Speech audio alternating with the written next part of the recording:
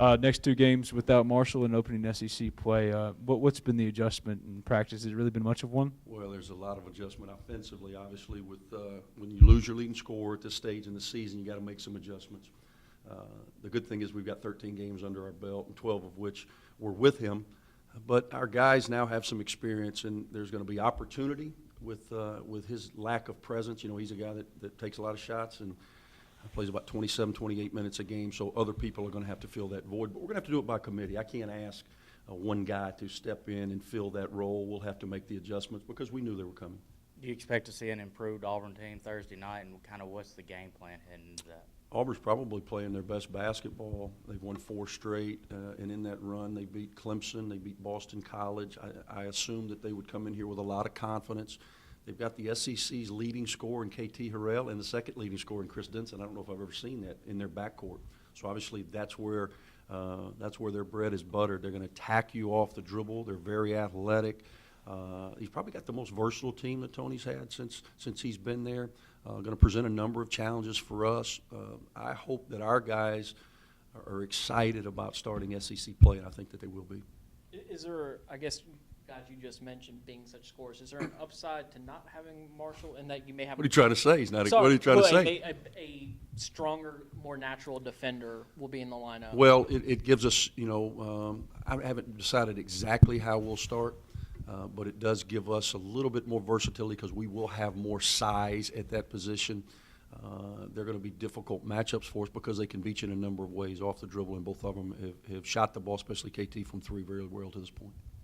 In that quest for a third scorer behind Jarvis and Marshall, did you think Ladarius would be that guy going into the season? I hoped. He's a junior. You see a huge jump in Jarvis, but I really think it's that C word, that confidence. Remember, we challenged Jarvis and we moved him off the ball in game 1 against Troy, which seems like a lifetime ago, and he responded with a career-high 28. He hadn't missed a beat since. I'm waiting for Snoop to have that game, and he's been close. I think against UL Monroe, I think he had 13, 7, and 7, probably played his best game, and I was ready for him to take that next step, and he just hasn't done it yet.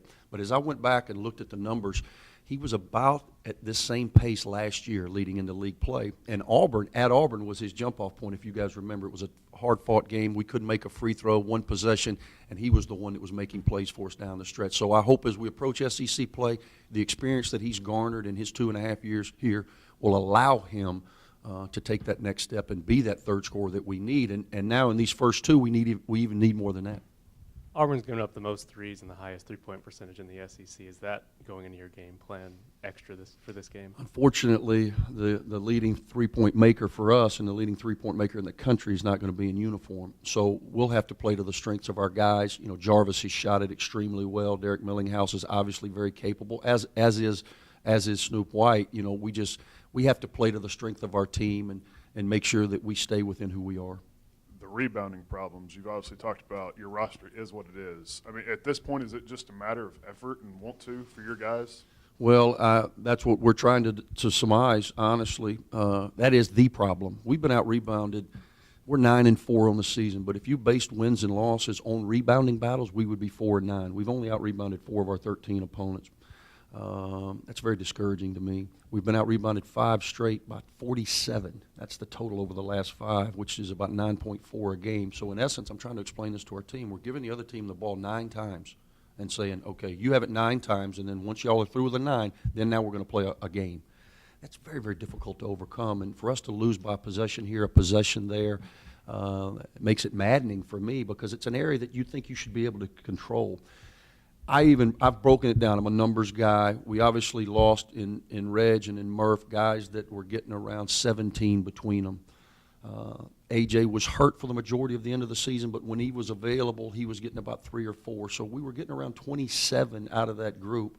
The big 3 that we play with the majority of the time, DeMarco, AJ, and Sebas, are getting us, really more than they're getting us around the same number minus AJ. Our problem is our backcourt. We've got to get more rebounding out of our big wings, i.e. Snoop White, i.e. Anthony Perez. Jarvis, we're going to have to ask him to do more in that area because when you have Marshall and Derek, neither one of them are going to be great rebounders. They've got to get the long ones. They've got to get the loose balls. We've got to make compensations in a number of areas in our backcourt based on size, but we've just got to keep grinding, get tougher, hold our blockouts longer, do the things that we can control to try to fix this area. Because if we don't fix this area, I'm not sure that we can be what we want to be. Our margin for error is obviously not quite as large as it was last year based on a number of personnel issues. So we've got to fix what we can. I think you just answered this. Is it just a hustle thing on the wings? Is it a fundamental To thing? me, it's or- an awareness thing. It's awareness or lack thereof. Being aware, being fundamentally sound, and giving great effort. And I don't think this team can ever be faulted for its effort. I haven't seen it. You know, I'm pretty critical with the naked eye, but when I go back and have an opportunity to exhale and watch it on tape, I'm a little more neutral. And it's never been effort. It's awareness. It's being where you're supposed to be consistently and then making the play. And that's where we've fallen short. You talked about Jarvis becoming the best player on this team this season.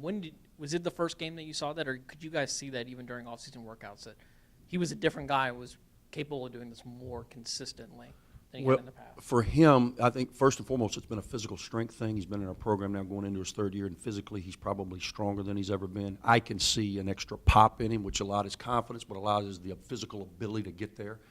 And he's always been our most consistent as it relates to approach, always, from day one, which is what allowed him to play early. That's what doesn't allow most freshmen to play. Their approach is so inconsistent, but Jarvis has always been steady. I think he knew that he needed to do more. He accepted that, and he's flourished in it. And as a result, he's playing with a lot of confidence. That's what I'm hoping that we can get. DeMarco, AJ, Sebas, Snoop, Derek. These guys we're all asking more. They were part of it last year, but now they are decision makers. Now they are, it's decisive in how they play and the result that it's going to bring to Ole Miss. That's a totally different role. And sometimes I'm not sure they grasp that fully. They've got to continue to make the plays to put us in a position to be successful. And if they don't, there's no one else there. And sometimes that takes a bit of an adjustment. Now that you made it through the non-conference schedule, looking back, are you a fan of maybe the tougher games, or kind of what's your overall thoughts on that? You know what? I think our non-league has prepared us. I do. I wish we could have won them all. You know, we lose at Kansas State in a game that I'm sure is not going to be sent to the Basketball Hall of Fame anytime soon. It was a slugfest, but we had a chance, you know, and they, from that point on, hadn't lost a game, and now are in the top 25. You know, you've got an Oregon team that's super talented that I'm sure Dana would echo. They played as well as they could play, and some of that's us, our inability to get a stop, but you have a chance maybe to steal that thing right at the end, and I broke that down. And in time of possession, we led that game more than we were behind. So it tells you as a coach, are you that far off? You then don't make plays against Mercer. You give them a chance to bite you. You got the best free throw shooter you've had here in the last 2 years, and that's who you want on the foul line. He didn't mean to miss them, but he did. Boom, they sting us, and then you play Dayton back and forth. You're up 4 with a minute to play in your own building. You got to find a way, and you don't even get a shot the last 2 possessions with a couple of calls. So I don't think we're too far off. We've got more quality of wins in our pocket now than we did this time last year. Last year, as we were heading into league play, we really didn't have anything of substance. This year, we've got an ACC win. We've got a Big Ten win. We've got a win against Western Kentucky that we feel like they're going to be a team that's going to have an opportunity to go to 3 straight NCAA tournaments. Those numbers will help us, and now we've got to do what we've always had to do as we get into league play. We've got to win games. Thanks.